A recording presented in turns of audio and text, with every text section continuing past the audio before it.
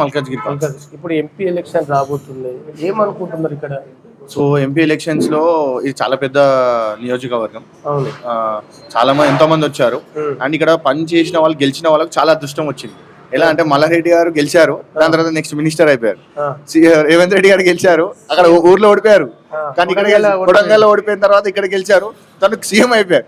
ఇప్పుడు నెక్స్ట్ ఇక్కడ ఏమనుకుంటారు అంటే అందరు కూడా మేము బీజేపీకి ఛాన్స్ ఇవ్వాలనుకుంటున్నాం. ఎందుకంటే మేము ఇక్కడ టీఆర్ఎస్ కి ఇచ్చినాము, కాంగ్రెస్ కి ఇచ్చినాము, అండ్ ఇక్కడ బీజేపీకి ఈటెల రాజేందర్ ఆల్రెడీ.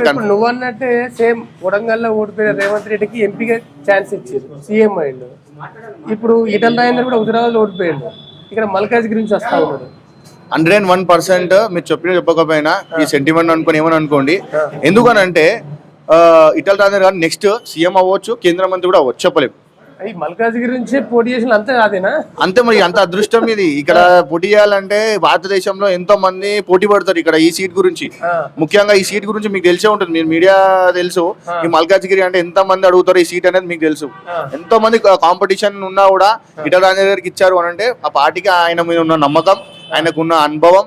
ఇదే పార్టీ నుంచి బీజేపీ ఎమ్మెల్యేగా హుజరాబాద్ కి ఇచ్చారు, కానీ ఓడిపోయింది అక్కడ. సో హుజరాబాద్ లో ఓడిపోయిందంటే మీరు అంతా నాకైతే నవ్వొస్తుంది. ఎందుకంటే రీల్స్ చూస్తుంటే మేము చచ్చిపోతాం, పైడి కౌశిక్ రెడ్డి, మేము కుటుంబం అంతా ఆత్మహత్య చేసుకుంటాం, అట్లా ఎమోషనల్ బ్లాక్ మెయిల్ చేస్తే పబ్లిక్ కూడా కొంచెం నమ్మేశారు. Paidi Kaushik Reddy emotional blackmail చేస్తే కొంచెం అందరు కూడా ఆయన మీద మొగ్గు చూపించారు. బట్ ఇప్పుడు అందరు కూడా నాకు తెలిసి అయితే ఏడుస్తున్నారు. ఎందుకంటే నాకు కూడా ఫ్రెండ్స్ ఉన్నారు అక్కడ, మా కాలేజ్ ఫ్రెండ్స్. అక్కడ నేను ఉస్మాన్ యూనివర్సిటీలో చదివాను కాబట్టి మా ఫ్రెండ్స్ ఉన్నారు అక్కడ. వాళ్ళు కూడా ఏమంటున్నారు అంటే మేము ఎందుకు గెలిపించుకున్నాము, మంచిగా మేము ఎనీ టైం ఏ వర్క్ చేయాలని ఈటెల రాజేందర్ వెళ్తే కంపల్సరీ వర్క్ అవుతుండే. ఎనీ టైం మేము ఇక్కడ పోయి మాట్లాడినా కూడా మాకు చాయ్ కానీ టిఫిన్ కానీ అన్ని పెట్టి పంపిస్తుండే, ఎంతో మర్యాదస్తుడు. కానీ ఇప్పుడు మాకు అదృష్టం లేదు అని చాలా బాధపడుతున్నారు. అదృష్టం మీకు కలిసి వచ్చింది? డెఫినెట్లీ అన్న, మాకు కలిసి వచ్చిందని చెప్పుకోవచ్చు. మా అదృష్టము కంపల్సరీ దీంట్లో దేవుడు మాకు కల్పించిన వరం అనుకోవాలి. ఎందుకనంటే ఈటెల రాజేందర్ గారు ఎంతో అనుభవస్తుడు రాజకీయంలో, మంచి మచ్చలేని నాయకుడు. అండ్ ఆయనకు ఉన్నంత అనుభవము, ఆయన ఉన్నంత వర్క్ ఏదైతే చేస్తాడో అది మీకు తెలుసు. 101% ఆయన అనుకున్నాడు అంటే 100% వర్క్ చేస్తారు. అంత ఎందుకు చెప్పాలంటే అన్న, సింపుల్ గా ఈడైనా గెలవలేదు, నించోలేదు, ఇక్కడ ఎవరో తెలియదు.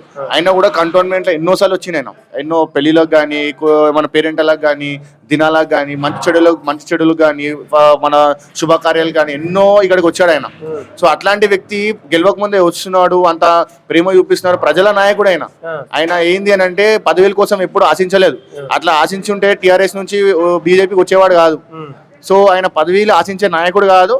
ఆయన ఎంతో గ్రౌండ్ టు ఎర్త్ అంటారు ఇంగ్లీష్ లో అయితే. ఆయన చాలా ప్రజల నమ్మే నాయకుడు, ప్రజల నాయకుడు. సో మేము అట్లాంటి వాళ్ళని గెలిపిస్తే నిజంగా మాకు బాగుపడుతుంది అన్న. ఇప్పుడు మల్కాజ్గిరి 10 సార్లు గెలిపించినాం, మల్లారెడ్డి మాకు ఏం చేయలేదు, రేవంత్ రెడ్డి ఏం చేయలేదు. టర్మ్ లో కంపల్సరీ ఈటెల రాజేందర్ ఇక్కడ ఎంపీగా గెలిచి కేంద్ర మంత్రి అయినా మాకు సంతోషమే. నెక్స్ట్ ఆయన సీఎం లో నిలబడతాడు, ఇక్కడ కంపల్సరీ గెలిచినాడు. నెక్స్ట్ నమ్మకం ఉంది మీకు? ఒకవేళ ఈటెల రాజేందర్ గెలిస్తే ఇక్కడ అభివృద్ధి చేస్తాడు, నెక్స్ట్ కేంద్ర మంత్రి వచ్చిన తర్వాత సీఎం వచ్చాను అన్న. చూడండి, ఆయన కంపల్సరీ సీఎం గానీ కేంద్ర మంత్రి కంపల్సరీ అవుతాడు. ఎందుకంటే మల్కాజ్గిరి ఉన్నంత పవర్ అది మీకు తెలిసే ఉంటుంది. మీరు లిస్ట్ చూసుకోండి, పాత ఉన్న అనుభవం కానీ, పాత ఉన్న అందరినీ కూడా మీరు చూసుకోండి. అందరికి మంచి లైఫ్ ఇచ్చింది మల్కాజ్గిరి.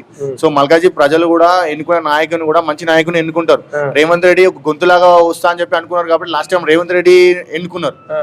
సో అది ప్రూవ్ చేశారు. ఆయన కొడంగల్లో ఓడిపోయినా కూడా మల్కాజ్గిరి గెలిపించారు ప్రజలు.